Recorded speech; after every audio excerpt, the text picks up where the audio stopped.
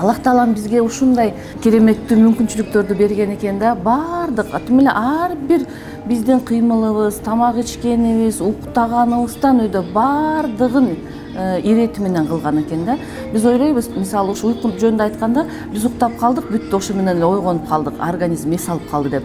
А бирок биз уктап жатканда биз жөн эле уктабайбыз да.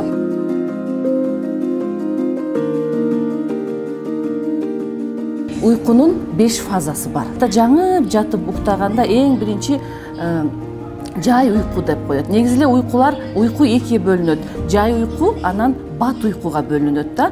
Анан биз уктап жатканда эң көбү ушул жай уйкуда уктайбыз.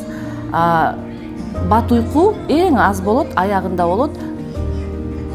Анан эң биринчисинде айтып бергенде эң биринчи жай уйкудан башталабыз. Көзүңүздү жумуп, кичине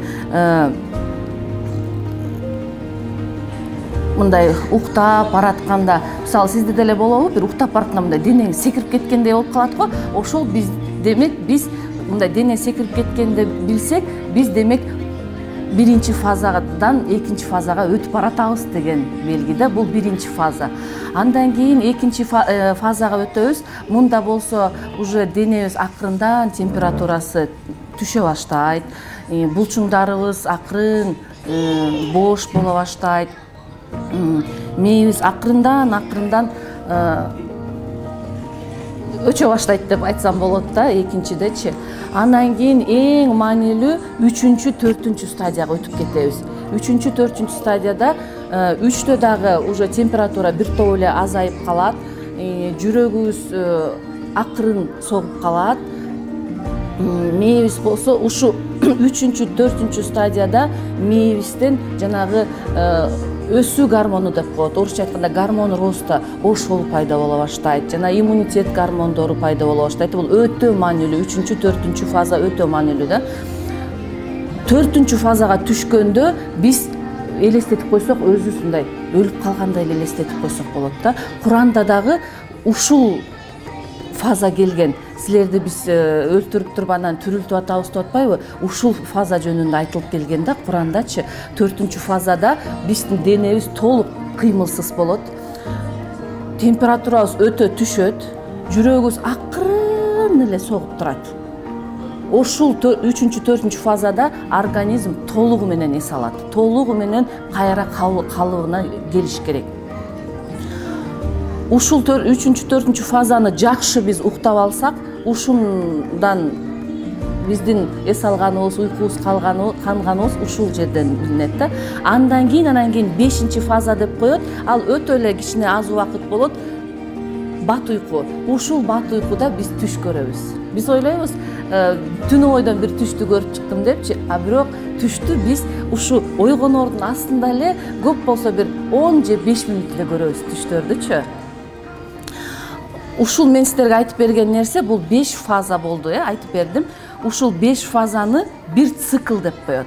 Уйкунун бир циклы деп коет. Мен айткандай бүт бардыгы маанилүү. Анткени мына мен силерге айтып бербедимби? 1-2, 3, 4, 5 фаза болгондон кийин, бирок 4 фаза деп коет, 5 бат уйку деп коет. Бүткөндөн кийин кайра эле бул бир цикл бүттү. Кайра эле биринчи фазага өтүп кетпейбиз да. Эң кызыгы ушунда да. Мисалы биз түштүк да бат уйкуга. Андан кийин кайра эле 4 фазага өтөбүз. Кайра 3 фазага көтөрүлөбүз. Кайра жана жакшы уктай баштайбыз, кат уктай баштайбыз. Андан кайра 2ге көтөрүлүп, анан 1ге көтөрүлүп, анан уйкудан биз чыгып кетебиз да. Ошондо бир цикл бүтөт.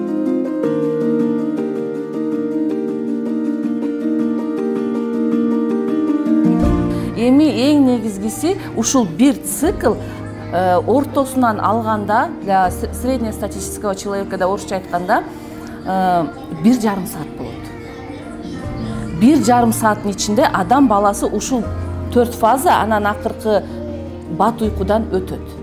Мунун ичинен эң көп убакытты, мисалы 1 саатта 60 мүнөт болсо, эң көп убактысын 35 мүнөттөйдү биринчи, экинчи фаза алат. Жанагы жай акырындан уктап атканыбыз алат да. А жанагы организм калыбына келиш үчүн 3-4 фаза где-то бир 20 мүнөт ушундай эле убакыт болот да. Анан мен айтып кетпедимби 1,5 саат болот деп. Бул бир цикл. Эми караңыздар, бир цикл 1,5 саат болсо, кийинки цикл дагы 1,5 саат. Ошентип отуруп, мисалы адам баласы где-то бир 8 саат, 6 саат, анан 8 саатка чейин уктап атпай, ошондо биз 4 же 6 циклдан өтөбүз да.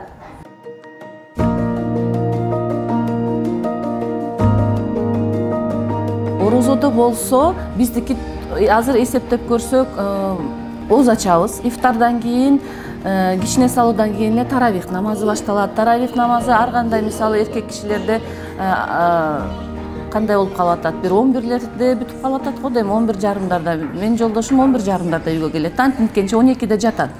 12-де жатып, сухурга уже азыр 4:30-га жакындап калды, жаап атабыз. Эми ушуну биз туура эсептешибиз керек. Эгерде адам 12-де жатса, биз жана циклдарды эсептешибиз керек да.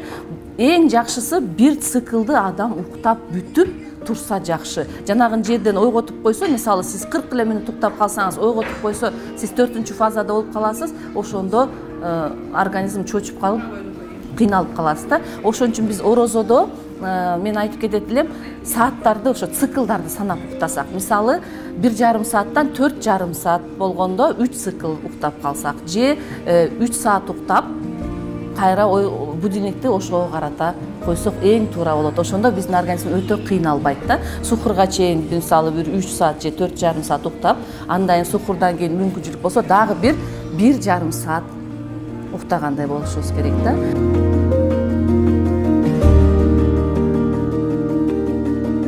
Пайгамбарыбыз алейхиссаламдын сүннөтү боюнча кайлула деп коет го, түштөн кийин бир 1,5 саат уктаганга үгүттөчү да пайгамбарыбыз. Анткени 1,5 саатта кичине организм өзүнө калыбына келип алсын деген. Эмне үчүн 1,5 саат? Анткени жана биринчи, экинчи эле фазада катуу уйку жок бу жердечи. Ошон үчүн 1,5 саат деген. А эми орозодо болсо, мүмкүнчүлүк болсо, түштөн кийин жок дегенде биз 1,5 саат уктап алсак, адам баласына жакшы болот да. Кийинки ифтардан кийин таравих намаздарына уйкусу келбей, толук мындай жакшы маанай менен турса, турам десе, мүмкүнчүлүк болсо 1,5 саат уктаса болот. Жок, андай мүмкүнчүлүк жок десе, анда жана мен сиздерге айтып кеткендей бир 1,5 саат сүннөт боюнча 1,5 саат күндүз баары сөзсүз уктап койгонубуз эң жакшы болот да.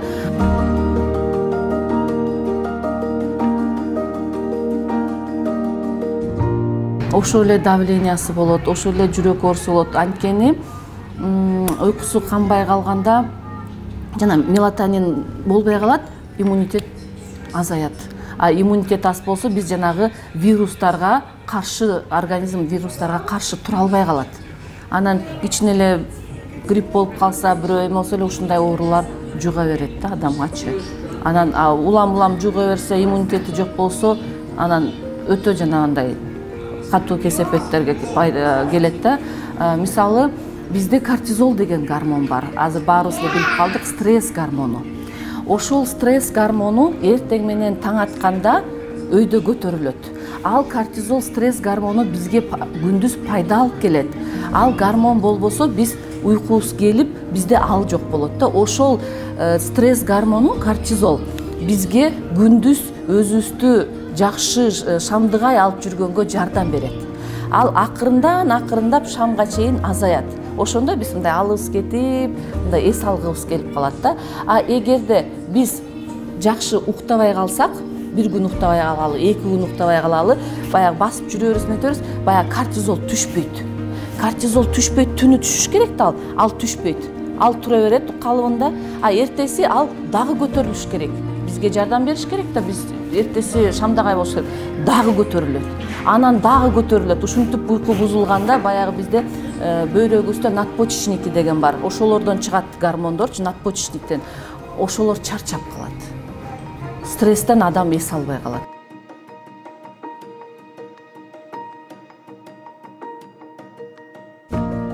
Чындыгына келгенде адамга эмне керектүү? Суу керектүү, аба керектүү, анан 3-эле орунда уйку турат экен да.